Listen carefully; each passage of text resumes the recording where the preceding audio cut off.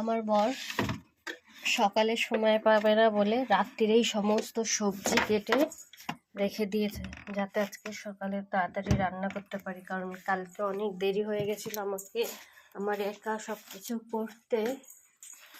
আজকে সেই জন্য দেখো সমস্ত সবজি পাঁচমেশালি, কুমড়ো, কাঁচকলা, কচুরকাঠি, আলু, পটল, বরবটি, আর কি আছে,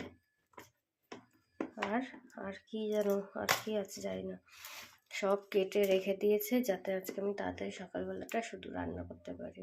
এটাই আজকে করব। আর কালকে তো দেখেছো সব চিকেন আছে, তো চিকেন আমার বর কালকে রাতে খেয়েছে, আর খাবে না, তো এই সবজিটা করব।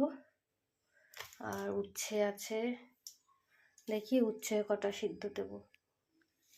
উচ্ছে কটা দেখো পেকে গেছে, সিদ্ধ আর দেবো না। এই কটা উচ্ছে একটু কড়াইতে নেড়ে নেব অল্প তেল দিয়ে।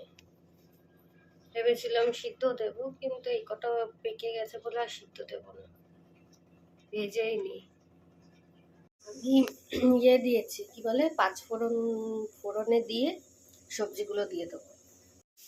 এই দেখো উচ্ছে ভেজে ফেলেছি, তারপরে পেটে চলে যাবে। ঘরে বসে বসে পেকে গেছিল, তিনটে উচ্ছে, তিনটে না চারটে উচ্ছে। একটু কড়াইতে তেল দিয়ে নাড়িয়ে চাড়িয়ে কড়কড়া করে ভাজছি আর কি। তারপরে গরম ভাতে ও দারুণ, খেতে খেতে মনে হলে কাঁচা লঙ্কা দিয়ে খাই। কাঁচা লঙ্কাটা একটুকুন নিলাম, নিয়ে এর মধ্যে নুনের সাথে একটু চটকিয়ে দেবো কাঁচা লঙ্কাটা। মাঝে মাঝে এত ক্রেভিং ওঠে না, টক মিষ্টি, মাঝে মাঝে খুব ক্রেভিং ওঠে খাবার।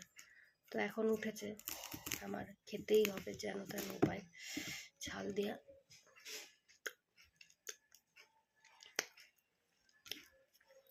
তো এবার দেখো চটকে নিয়েছি, চটকে নিয়ে আমরা জলপাইটাকে এর মধ্যে দেব।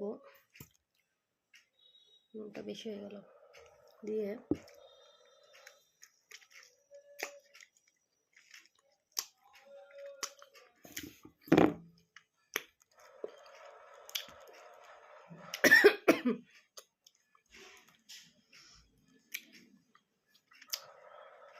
দাঁত টক হয়ে গেছে, দাঁত দিয়ে চিবোতে পারছি না, তারপরেও আমাকে খেতে হবে।